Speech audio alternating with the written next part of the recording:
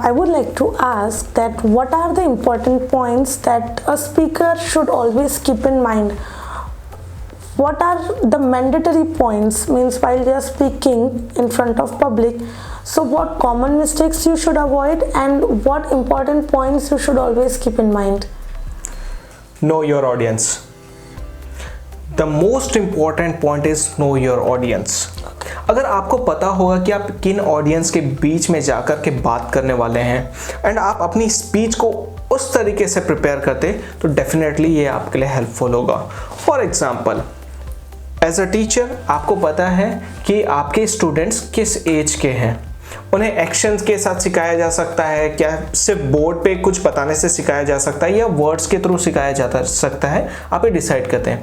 For example, अगर हम किसी छोटे बच्चे के सामने जाते हैं और उसके सामने ऐसा बोलते हैं कि मछली जल की रानी है, जीवन उसका पानी है, हाथ लगाओ डर जाती है, बाहर निकालो मर जाती है, राइट। सो अगर आप ऐसे बोलेंगे तो उसके लिए कोई इम्पैक्ट नहीं होगा, उसके लिए ये होगा यार कितना बोरिंग है। लेकिन अगर यही चीज आप एक्शन के साथ बताते हो कि मछली जल की रानी है, जीवन उसका पानी है, हाथ लगाओ डर जाती है, राइट। जब आप चीजों को एक्शन के साथ करना चालू करते हैं और आप अपनी ऑडियंस को समझ के अकॉर्डिंगली करते हैं, यहाँ पे आपने क्या किया, दिखा कि मेरी ऑडियंस क्या है। ओके, मेरी ऑडियंस ऐसे बच्चे हैं जो एक्शन के साथ समझेंगे, आपने उनके साथ में परफॉर्म किया।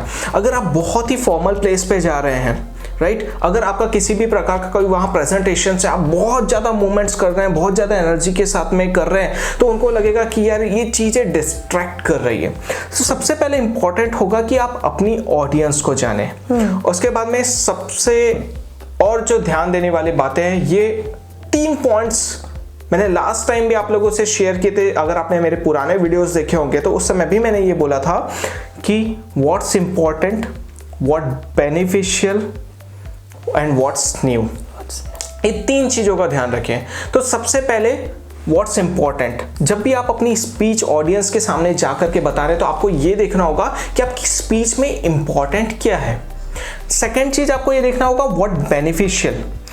अगर मेरे सामने मेरी ऑडियंस बैठी हुई है, मैं एज अ स्पीकर वहां जा रहा हूं, तो अगर मेरी कोई चीज मैं उनसे शेयर कर रहा हूं तो उनके लिए कितनी बेनिफिशियल होगी। अगर वो उनके लिए बेनिफिशियल नहीं है तो डेफिनेटली मेरा वहां पे जाने का, उनके सामने स्पीच देने का कोई मतलब नहीं है।